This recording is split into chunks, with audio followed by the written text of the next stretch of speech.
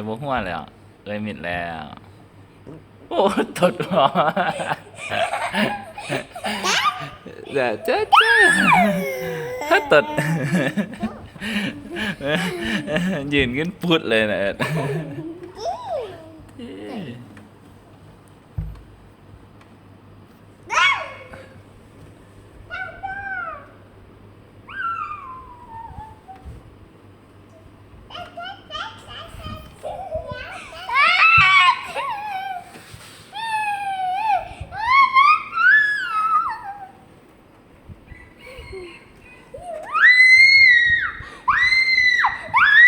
ยิ้มห้องแห้งเลย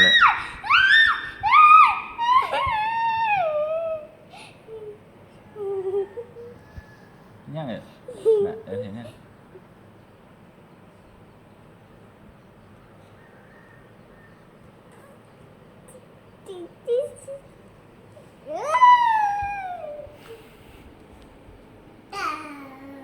ไปเย็บเลยเราลูก